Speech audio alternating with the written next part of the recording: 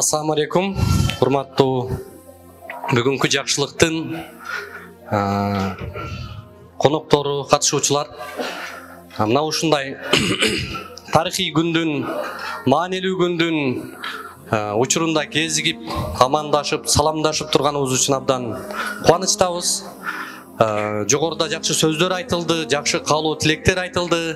Мына устаздардын, аксакалдардын, апалардын кандай жакшы ак баталары айтылды.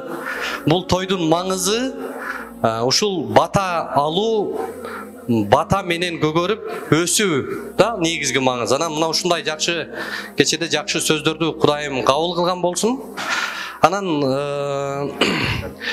2020-жылы болсо керек, ушу Турганбай менен бир кезиккенбиз. Анан ошондо жанагы бул жигиттен мен эмнени байкадым, абдан мындай бир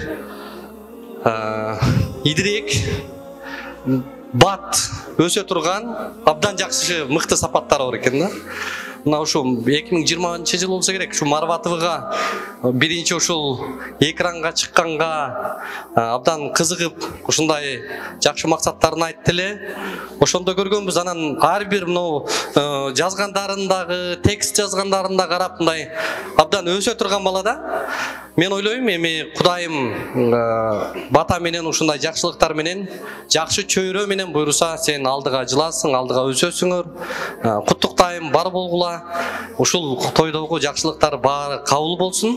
Чоң рахмат. Турганбай үйлөнөт дегенде биз аябай сүйүнүч менен ушул күндү күттүк. Себеби мен үчүн Турганбай баш болгон бул жердеги памирлик жердештер, алыстагы биздин жердештерибиз абдан жүрөгүмдүн тереңинде орун алган, сыйлаган инсандар, журтубуз. 2015-жылдын ушул убагында биз Памирге барганда, ал мезгилде биздин делегация алгачкылардан болуп, ал жерде жердештер менен түнү менен аябай сырдаштык элек. Ал жерде дилинде бекитип жүргөн сонун сөздөрдү уктук элек. Ошо чоң мекенге барып, биз эл болсок, журт болсок, бирге болсок, аралашсак деген сөздөрдү ар биринин оозунан уктук элек. Мына бүгүн жөн эле аралашпастан келип бул жерде Турганбай үйлөнүп отурат. Бул жөн эле той эмес, бул тарыхый күн. Бул Кыргызстан үчүн, кыргыз эли үчүн өтө маанилүү күн болуп турат. Мен ошондой күнгө күбө болуп атканыма, Турганбай менен Гүлнур келинибиздин ак тоюнда турганыма абдан кубанычтамын.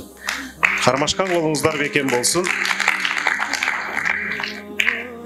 Ушул кыргыздын алдында шамдай күйгөн мыкты үй бүлөлөрдөн болуп, үлгү болуп жүрө бериңиздер. Биз сиздерде өйдөдө өбөк, ылдыйда жөлөк бололу, колдон келген колдообузду бергенге даярбыз. Бактылуу болуңуздар, бар болуңуздар, узакка бирге жашаңыздар. Жаратканга шүгүр, ушундай акдастар кондо баарыбызды ушул дүйнөдө чогулткандай бейиште да чогулсун. Турганбай иним, жакшы тургула, бай болгула, морально, материально, духовно, нравственно бүт жагынан бай болгула. Жашооңор гүлдүү болсун, нурдуу болсун. Ошол Турганбай иним Гүлнурга гүл сыйласын, Гүлнур Турганбай иниме ул сыйласын. Ошо кары алым кыяматка чейин урпагыңнан элге, журтка пайдалуу адамдар чыга берсин. Марва ТВ, Насихат радио жана Акцент медианын атынан куттуктайбыз сени. Бирде Марва ТВга келип кызмат кылып жүрдүң. Дагы деле элибизге ушундай журналисттик жагынан, блогерлик жагынан, бүт жагынан кызмат кылып, агай айтып кеткендей министр бол. Ошол бардык жакшылыктарды каалайм. Анан биз болсо мухажирлер, ансарлар мухажирлерди кандай колдогондой болсо, биз деле памирлик туугандарды иншалла ар дайым колдогонго даярбыз. Мухажирлерге ансарлар 2 үйүн бирин бөлүп, 2 нанын бир нанын бөлүп, ушундай аябай колдоо көрсөтүшкөн. Иншалла ушу памирлик туугандар сиздер жалгыз эмессиздер.